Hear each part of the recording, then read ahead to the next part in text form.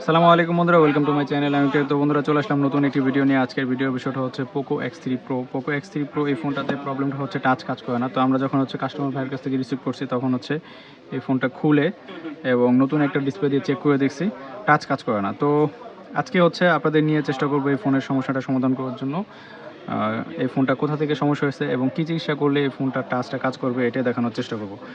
তো বন্ধুরা দেখতে থাকুন আমাদের ভিডিও, এবং যারা নতুন আছেন আমাদের চ্যানেলে তারা অবশ্যই আমাদের চ্যানেলটা সাবস্ক্রাইব করে রাখবেন, বেল আইকনটা ক্লিক করে রাখবেন। তাহলে কিন্তু এই ধরনের সুন্দর সুন্দর ভিডিও সবার আগে নোটিফিকেশন আপনার কাছে চলে যাবে। তো আসলে এই ফোনটার প্রবলেমটা হচ্ছে প্রসেসর থেকে সিপিও রিওয়ারিং করতে হবে। তো এখন আমরা সিপিওটা উঠাবো এবং উঠায় রিভলভ করব। আপনার ফুল প্রসেস দেখবেন। তো আমরা মাইক্রোস্কোপে চলে যাই।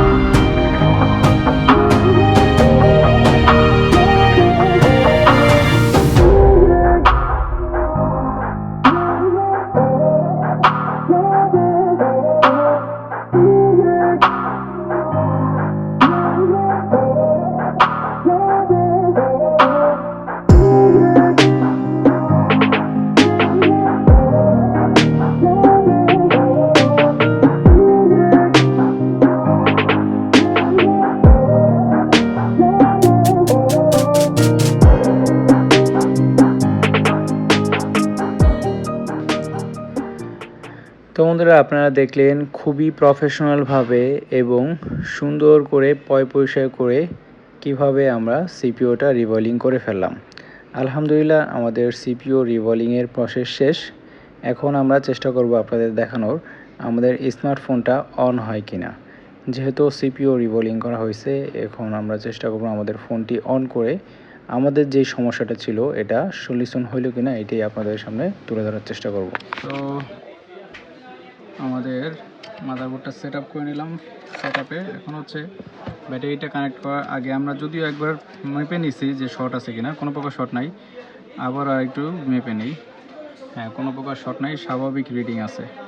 তো আমি যখনই সিপিইউ রিভলিংয়ের কাজ করে থাকি সবসময় লক্ষ্য করে থাকবেন যে ব্যাটারিটা কানেক্ট করার আগে অবশ্যই আমরা পরিমাপ করে নিই আমাদের বোর্ডে শর্ট আছে কিনা। কারণ হচ্ছে আমরা যেহেতু সিপিইউর কাজ করছি, এই সিপিইউতে যদি সিপিইউর নিচে ছোটোখাটো যদি ছোটো একটা বল যদি একটার সাথে আর একটা শর্ট হয়ে যায়, তখন কিন্তু ভোল্টেজ আমরা যখন কানেক্ট করব আমাদের ব্যাটারি, তখন কিন্তু আমাদের সেটটা বাতিল হয়ে যাওয়ার সম্ভাবনা আছে।